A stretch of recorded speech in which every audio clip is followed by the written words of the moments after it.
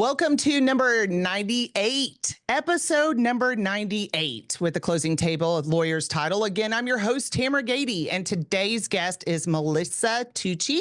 She is here to discuss her journey to becoming the official realtor of the San Diego Padres right after this. Welcome to the Closing Table with host Tamera Gaede, where we break down how to be successful in real estate and what it's really like to work in the real estate business. This is the Closing Table with Lawyer's Title.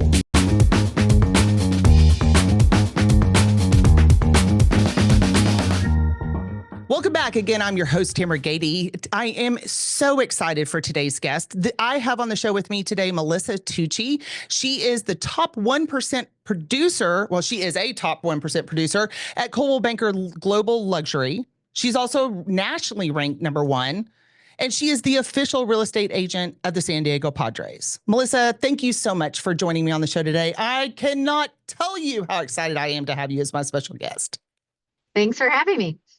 So I have been talking to some of my realtor audience about the fact that you're going to come on the show, and everybody is pumped to hear what you have to say. So, and we met just to kind of set the stage at Inman Connect. So if you guys aren't headed to Inman Connect, you guys are missing out because you get to hear from people like Melissa directly at the show, right? And so we had a great little talk, and I was incredibly impressed with what you have done with your career.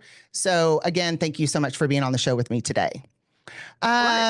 Let's just jump right in if you're okay with that. Question number 1. Let's just throw you in the hot seat. Let's walk through your journey of becoming the official realtor for the San Diego Padres. We have 4 major sports teams here in DFW. And so I know that's going to be of a really big interest to my audience. So let's talk about, how did that opportunity come about for you? Sure. So I've been doing real estate in San Diego going on 26 years. I was able to get introduced to someone through the Padres organization back in 2013. One of my clients actually, they had a very difficult short sale experience during the whole short sale days. And we remember, yep. Yes, and I was able to help them overcome it. They were very grateful, and they had an opportunity for the Padres in the HR department. Fast forward, long story short, they contacted me, said, I thought of you. The Padres are looking to get more connected with marketing partners, someone with specific credentials, and you fit that bill. Could I give an introduction? And absolutely, of course, that was, an amazing honor to have that. And then long story short, after multiple meetings with, the marketing side, the CEO, the CFO, all their front staff, ownership, we developed a mutual beneficial relationship going on now over 11 years. And as I said, when we met in the panel that I spoke in at Inman, it took about 6 years to really earn my keep within the organization. I really had to prove myself, and it wasn't just all of a sudden I'm affiliated and I'm helping players, helping owners, helping front office staff, etc. It was I helped one of the front owner staff member actually purchase a property. Then from there, they recommended me in-house to sell another person's house. And anyway, had great experiences. And from there, I gotten in with the traveling secretary for the Padres to help schedule and organize all the players, flights, all their, hospitality. And then from there, I was able to actually really start connecting with the players, with their personal management consultants, with their agents, with their wealth management advisors. So it's not just a slam dunk, obviously. Wrong sport. We just really have the Padres. We don't have a basketball team here. Had to throw that in there. Sure. But it's a lot of hard work and dedication. But once you prove yourself, just like in anything, then things start coming, easier and more naturally, and good karma, what goes around comes around. But it takes a lot of hard work and dedication, to get to that point. And so that's why I really say, it's been 11 years with the Padres, almost going on 12. But it really, the first 6 years, weren't really that much interaction or connection. Like I've really had to prove myself along the way. And so, of course now, and of course back then too, the Padres weren't the team that they are today. We didn't have a lot of star players, so now it's so much more exciting. We just had our 50th sellout at Petco Park for the season, so you have, the audiences during the week, 41 to 45,000 people, on a Monday, Tuesday night game. I mean, that's pretty incredible. So just a ton of exposure and just really, an amazing, it's just really humbling to be part of such an amazing organization. I have no doubt. And you just said a lot. Okay. So I want to unpack a little bit of this. There was a couple of things that really hit for me as you were talking. So if we can back up just a little bit, you said that you had some marketing qualities that they were looking for. So when you were getting to know them, you guys were, exploring the opportunity with one another. Do you know what it was about you, besides the fact that you're just fabulous in general, but that attracted them to you, right? What were your marketing qualities that really sold them?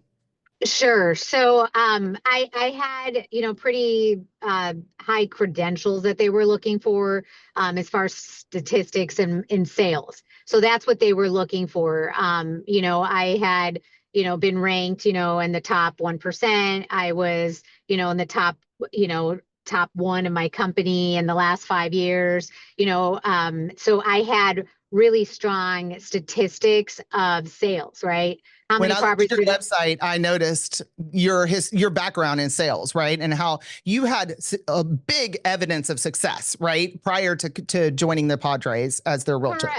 Correct. Exactly. And my affiliation with the Padres, because remember, I mean, there's not a huge roster. Obviously, there's about 200 people in the front office staff of the Padres as well.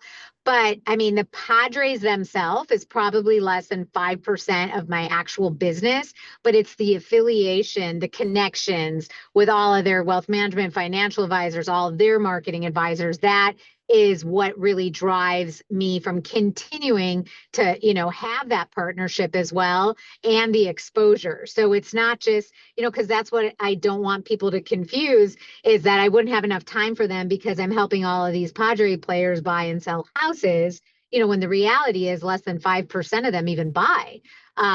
So it's there's a lot to take away from that, but it's not just that affiliation with the players themselves, but as the whole marketing, partnership as a whole, and being able to expand all audiences.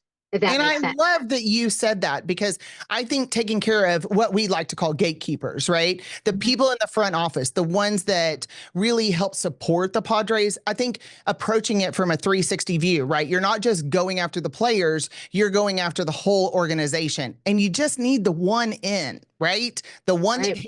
the one that makes the magic happen, and people talk. So if you take care of the admin team, the support team for the Padres, then they're going to influence other people within the organization, right? So do you feel like that was the dominant effect that you had?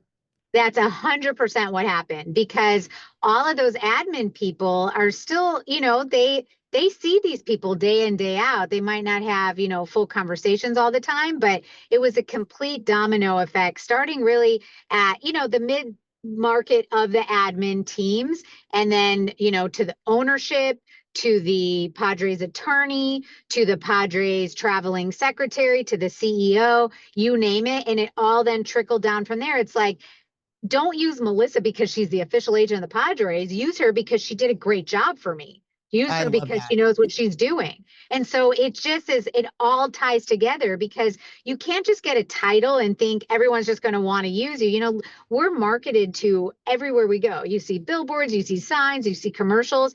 That doesn't mean necessarily you're going to use that. But if you had a friend say, oh, I had a great time at this place, and then all of a sudden you saw an advertisement, you're like, oh yeah. So it's like, the top of mind, the recognition, plus then the reinforcement that you did a great job. It just all comes together. Do you have a CRM? I have my own that I've created that is Okay. very unsophisticated. I've tried other people's CRMs, but I used to be a Post-it note person, and don't worry, I don't do that as much anymore. But I create more different like spreadsheets and things of that nature. You know, and you have to find what works for you, because Sure. some of them I just am like, oh, this sounds and looks great, but it's just not my comfort zone. So that's why I don't have a secret, you know, recipe by any means. It's more just kind of more old school, my way of follow up. But you've got to have a system for follow-up, right? You can't keep Absolutely. all of that in your head. You know, there's just I no have for, way. yeah, I have for many years. And, you know, don't get me wrong. I'm sure things have slipped through the cracks over the years, and I always try to fine tune and do a better job. But no, I mean, you do need to have, you know, reminders and follow-up systems 100%. Otherwise you will have things slip through, and you don't want all your hard work and effort, you know, for that to happen. Now, you said something else interesting in the first part of when you were talking. You said that it was a mutually beneficial relationship. Was it mutually beneficial to you beyond this, just the sale of the home? And I don't mean to say just like minimize it. I just mean, was it further beneficial to you beyond the transaction?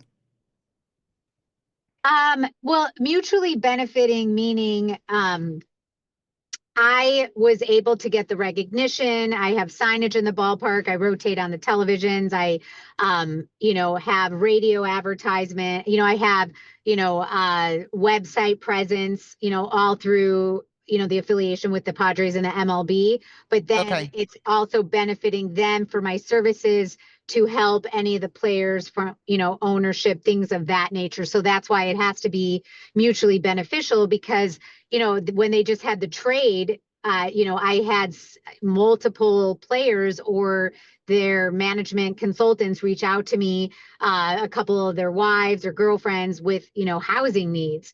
And a lot of those might be just last minute 1 or 2 month rentals. I don't typically handle rentals, but I do it only for the Padres based on Sure. that relationship that I have.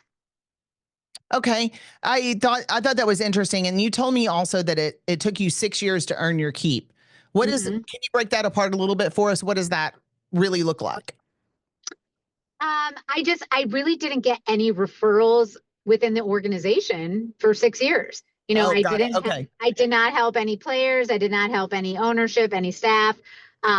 I was just, you know, the official agent, and it looked great. And it, you know, it was like, oh, wow, you know, it sounds very glamorous, but that wasn't my goal with the affiliation initially. Like, I actually wanted to be their go-to person.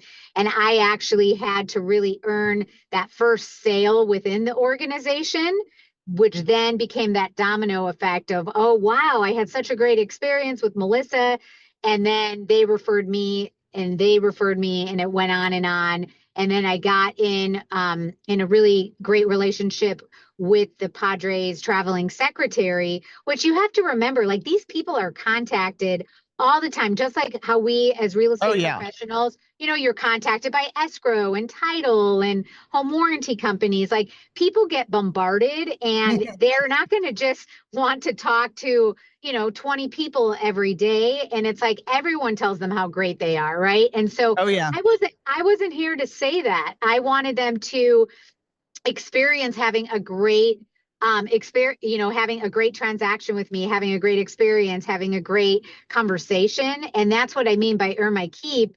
Like, I had to prove myself as not just the being affiliated with the organization, but as a real estate professional and broker, that I, you know, was knowledgeable, that I knew what I was doing, and that they could, you know, recommend me, because it's their name on the line too, when, you know, the traveling secretary who handles all of the players' schedules and helps them with living, you know, arrangements, et cetera. And if they refer me, like, I can't make them not look good, right? So they Right. need to have someone that they know and trust. And it took a long time to build that trust, because they didn't know me. They had to get to know me and had to learn how I do business, and that I do a great job, you know, for them and everyone else in the organization. I think it's really interesting that you said there's a difference between the affiliation and becoming the go-to realtor, right? Because Right. you can write a check and be named whatever it was you want to be named, right? Depends on Right. the size of the check. But Right. big difference in having your name on a wall or up on a billboard and then actually being the go-to realtor that they come to when they need to buy or sell a house. So that's a 100%. big deal to understand how to do that. Correct. 100%. And that's why I'm saying, when I know a lot of people, if you want to get in, not only to the luxury space, but into, major league sports, and even not even major league sports. I mean, a lot of college, sports as well is a great opportunity, but you can't just expect to, like you said, write a check and then all of a sudden everyone's calling you. It Right. does not work that way. Like, you have to prove yourself. You have to, get that first referral. You have to do, go that extra mile for people. And then people start talking within the organization. And just like, your sphere of influence, it's the same thing. That's how you get referrals. That's how things are done. But it takes time, it takes effort, it takes grit. You have to really put a lot of work into it. It's so similar. It's just the same as everything else that we do, right? It's just a different level of the game.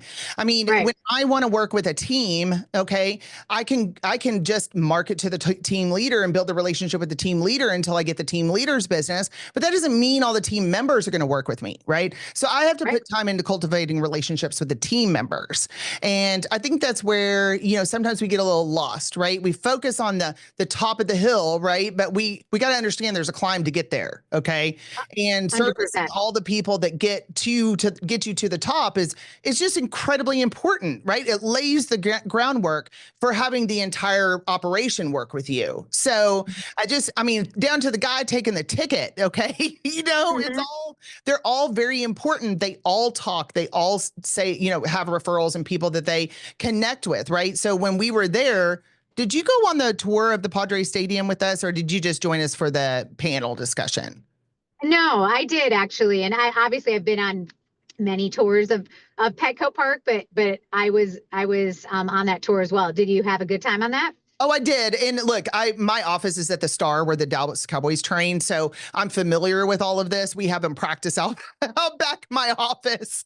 And so I'm privy to a lot of these things too. But the guys that do the tours, I mean, that guy, he was incredibly vocal about what he liked and what he didn't like. He was very passionate about how much he loved the Padres and how much he loved the city of San Diego. And so to get what we call a raving fan, right? You need to have all the guys that are the raving fans on your side, so that when we're talking about real estate, do you know Melissa? Because you need to call Melissa. That guy is the guy that would say that 100%.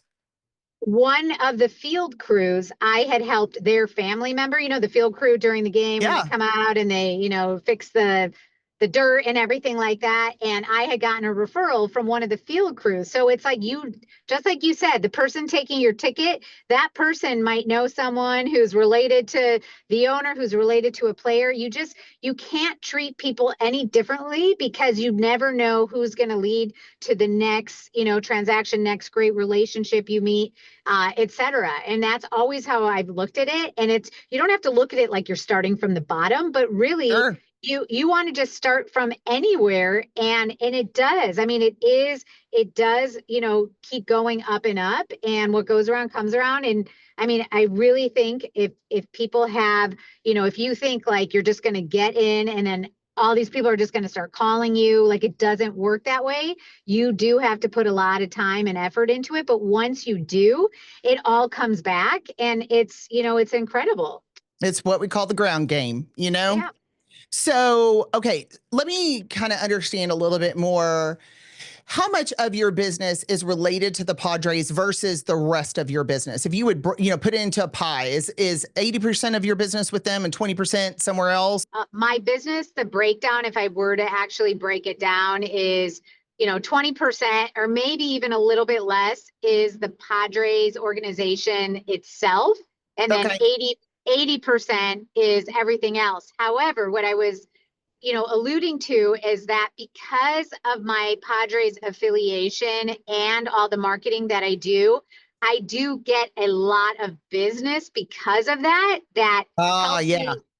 Helps me get a transaction, helps me work with a buyer, not necessarily someone from the Padres, but because of that recognition, because of that credential. So in that respect, I would say it's, the relationship has been 50% plus because of the Padres, right? But I also do a ton of other marketing, like television, radio. I have a live podcast. I have a huge internet social media campaign. Podcast here too, Dallas. Yes. So it's, again, I wish I could quantify it, but it's really a combination of everything. And so, yeah, is there enough players, management, ownership to be all of my business? No, because again, a lot of players, they own out of state. A lot of, the front office, they rent. San Diego is not the most affordable place, to purchase, right? I know, I can't imagine. But because it's just like they do an advertisement, let's just say you have Coors Light and Bud Light, and Bud Light is the official sponsor of the Padres. They had actually done these studies. 28% of people chose Bud Light specifically because of the Padres affiliation. So sometimes it might That's not even incredible. It's incredible. Yeah. So let's just say I go on an appointment and people they know I know the neighborhood. They know, they're happy with me. We have great rapport. They're happy with, all of my credentials. But in their mind, they're like a baseball fan maybe, or they're just like, wow, like no one else has that. Right. Like that just helps seal the deal, if you will. Right. So that's why I really can't quantify it. But I mean, it's been a huge impact, not only like personally, but professionally. And I just think that you can't just rely on that alone, but you still have to, as a real estate professional, because I'm actually a broker as well as an agent, you have to do all forms of advertising. But of course, that's a huge, huge part of my advertising that I have, which I'm very thankful for. Okay. Remind me, aren't you a solo agent? You're an individual agent that does this all on your own? Correct. Yes, I don't have a team. Aren't you tired? I don't get too much sleep. It's like 4 or 5 hours a night. Unbelievable. Yeah, I would think so. And so that gives me a good question to ask you. Okay, so what key advice would you give to new agents who want to scale to elite status like yourself without burning out? How do you avoid burnout? you have to really love what you do. You have to look at real estate as your way of life. It's not a job. It's not a career. It's just who you are. And it's not for everyone. I mean, you have to be honest with yourself. People who want to go on, a month vacation twice a year, that's going to be hard when you have, clients that, you've been working with, and then you go out of town. If you don't have someone to cover for you, that's why a lot of people do like teams. But no, I guess I may be a rare breed. I'm a workaholic and I like it. I enjoy it. It's what drives me. I don't turn off my phone. I'll be like on the computer at night. It's like, this is a perfect example. I'm like emailing with a seller who I'm meeting with this week at 10:30. And then he texts me, well, since we're emailing, could we just talk right now? And most people are like, it's 10:30 at night. Could you just, I kind of just want that quiet time. But I'm like, if that works for you, like, and again, I can't always do that, but I'm like, sure, because then that way I get the questions answered. I don't have to worry about it the next day. And then he's like, wow, obviously then that sets the precedence. Like, oh, wow, she's available at any hours. I could call at midnight. And that's not for everyone. I mean, that's the thing. Don't get me wrong. There are some days where I'm like, wow, right? But you pick yourself up, you dust off, and the next day is going to be a better day. The glass always has to be half full, not half empty, because no one wants negative people. They want a positive person, right? Even if you're having a bad day, we're all human. No one needs to know that, right? Like when someone asks you, how are you? And you're like, you don't want to be like, oh, I'm awful. Like I'm having the worst day. Like that's not what people want to hear. And again, that's right. You're the business professional. You're the one that they go to for all, whether it's advice on real estate, whether it's just advice in general. Like you want to be that go-to person. You want to be confident. You want them to feel like, when they get off the phone with you, like they're like, wow, that person really knew what they were talking about. I really enjoyed talking to them. And I think that's just the advice you want to give someone, especially not to burn out, is you have to be passionate about what you do and find your niche, because you can't be good at everything. And I think sometimes that's the mistake a lot of us make, is like, we want to sell in every area. We want to do, luxury. We want to do new construction. We want, it's sometimes you have to maybe find a focus if that's better for you. Sometimes maybe cold calling is not easy for you. Maybe it's more honing in on your past relationships. So I think you just need to find what that it factor is and then, build on that. I love that you said that. I love that you said that because I talk about that too. I mean, what is your value proposition? It can't be, for example, with the realtor, I service all of DFW. Do you know how big DFW is? Okay. You can't be a specialist in the entire Metroplex. It's just not possible, right? And Right. once you find your secret sauce or find what your value prop is or the niche that you want to work in or where you want to become a community expert, your business will take off because you love what you do.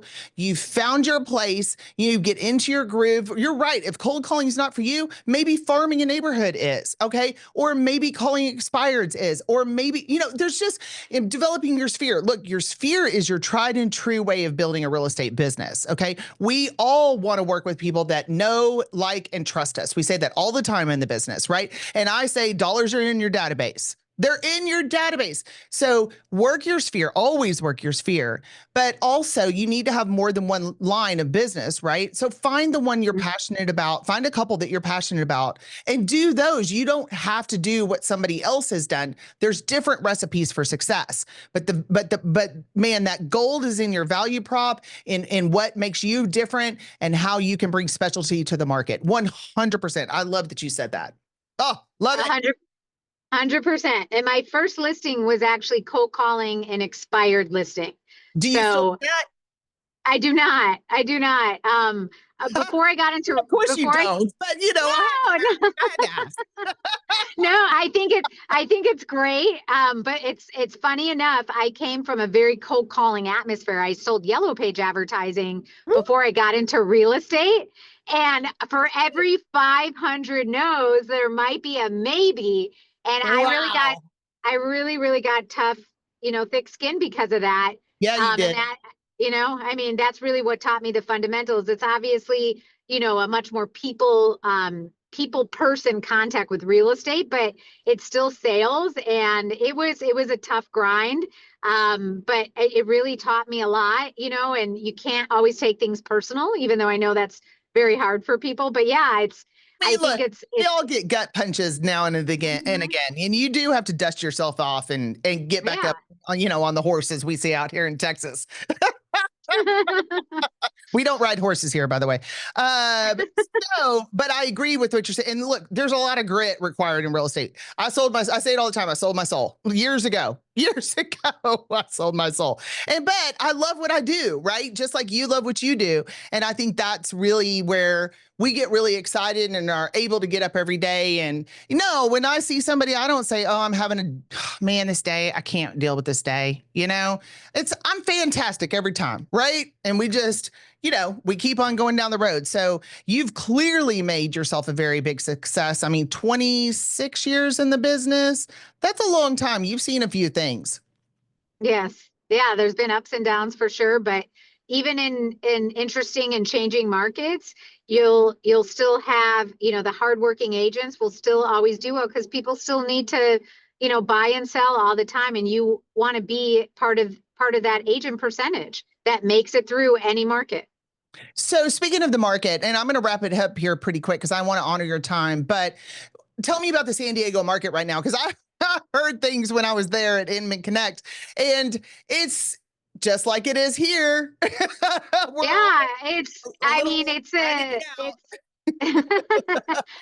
Yeah, some days you're just like, oh my goodness. No, the market right now, and again, it sounds like it's pretty similar, but it's definitely turned into more of a buyer's market than a seller's market. Yeah. And we've had a seller's market here for, the last 6 years. I know. And a lot of sellers are having a hard time with not understanding that they might have to do, a price concessions. Even if the last comparable sold at a specific number, they might not be able to get that. Buyers are more demanding on inspection items, on credits. There's so many buyers that are just not sure of what they want to do. They will look at a house. I had someone look at a house 5 times before they made an offer. Wow. Because they were scared. They didn't know, they're nervous. They're reading so many articles. I think Zillow actually had some crazy, in my opinion, incorrect statistic that San Diego was one of the 5 markets that was going to have the biggest decline this year. But if you look at the numbers from the last 12 months, yeah, I know. I was like, you just have to take everything with a grain of salt, because people are just very uneasy with the political, economic arena, with the rates still being high. I mean, I'm sure you're seeing that too. So there's just a lot of, I think, just, unknowns that for a lot of buyers. So you have that aspect, and then a lot of sellers that still are not realistic on where their price points are. So it's kind of just trying to find a happy medium. Things are still selling, but average market times in San Diego literally used to be under like 10 days, some 2 days, 4 days. Now it's 30 to 45 days, some areas. That's what we are. Days. Yeah. Longer. Mm-hmm. Okay. But quick question. Do you have any advice for our listing agents out there and how to get their sellers more reasonable on their pricing?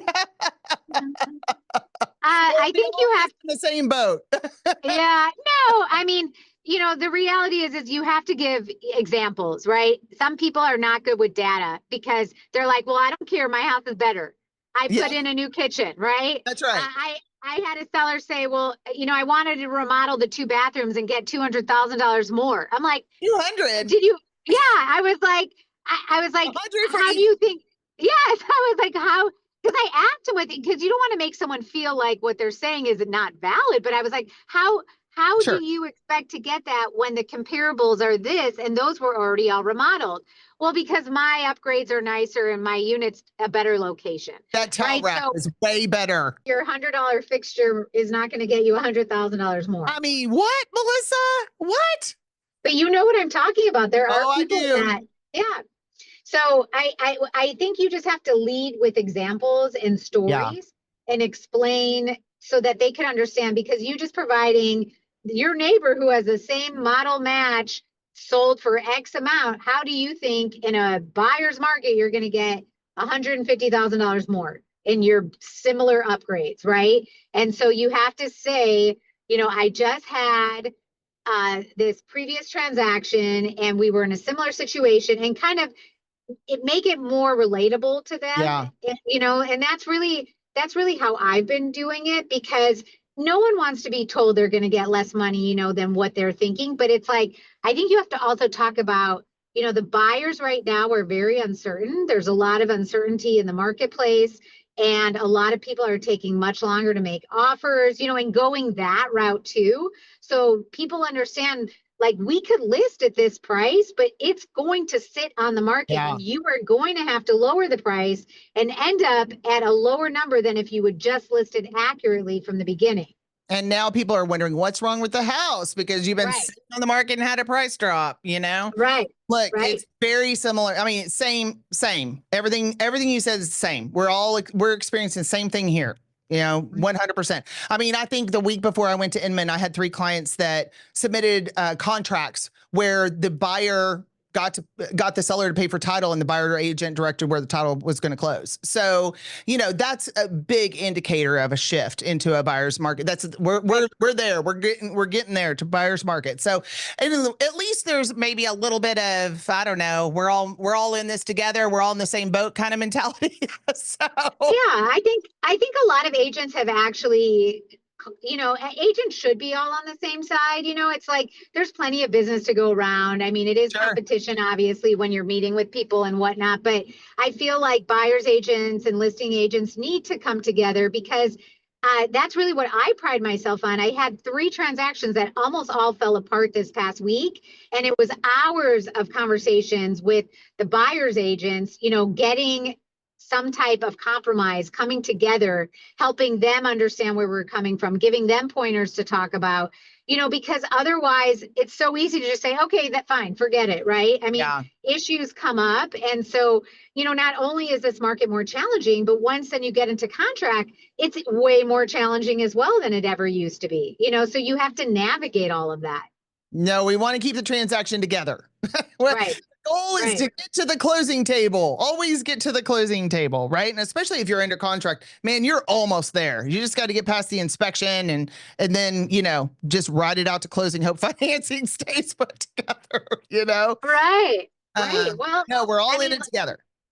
And the other issue that I've seen too is that there's a lot of sellers right now that are like, okay, I'll take this much lower price than what I anticipated. But then after inspections, I don't want any repairs. I don't want, to do anything because I'm already reducing it up front. Well, then the buyers have selective amnesia because they're like, well, there's all these repairs and I don't care about the price. That's already behind us. And then the seller's mindset's, well, I already lowered it substantially to offset that. So that's been the biggest, I think, gap to have to overcome, that people are just like, well, the price is the price now. So now we're moving on to the repairs versus understanding we did that price so you wouldn't ask for repairs.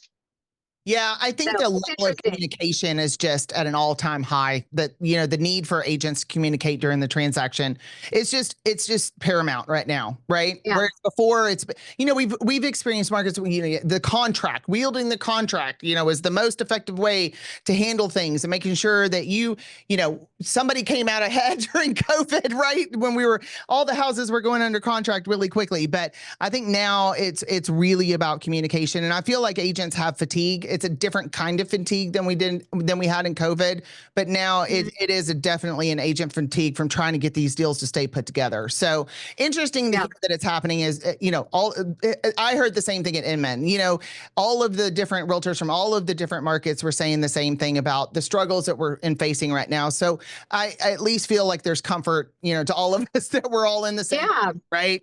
Yeah, exactly. So, before I let you go, is there any advice you could leave my audience with? Anything that you think is important to note before we sign off today? Sure.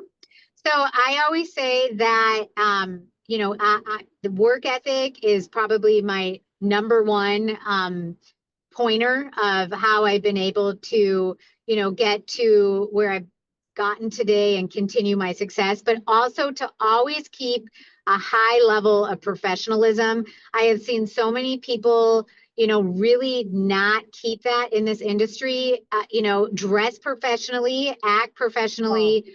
You are the professional, and it makes such a big difference, and don't get me wrong.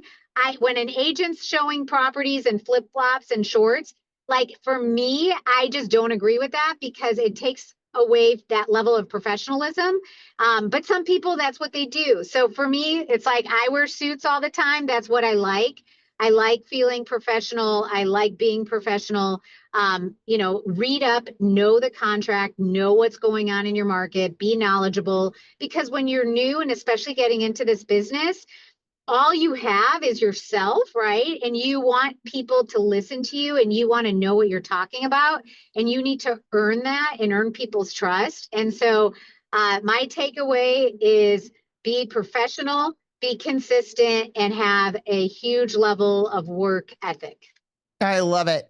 And one of the things I heard a ton out at Luxury Connect was listen.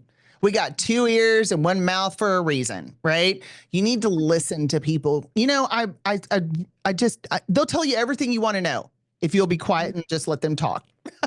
Yeah. And people want to be heard. Your clients want to feel like you're listening to what they have to say. Very important. Yes, absolutely. Because a lot of the times you could be talking 2 minutes of real estate, 45 minutes of something totally unrelated, but they feel like you really heard them. And they trust you now, and now you earn that as a client. And you weren't the only one saying that at Luxury Connect. There were other really, alongside you, big producers that were there that said they had gotten deals because they listened about whatever it was the client wanted to talk about. Right. Right. So, well, Melissa, Amazing. thank you so much for taking the time to talk with us. I know my audience is really going to enjoy this podcast. We had a ton of golden nuggets for everybody in there. You just are a complete wealth of knowledge, and I am just honored to have you on the podcast. Thank you for agreeing to be my guest today. Of course. Thanks for having me. Well, and that's a wrap on episode number 98. Again, I'm your host, Tamera Gaede with The Closing Table. If you like my content, you're really going to love my escrow team. So give me an opportunity to talk to you about your title needs and make it a great day.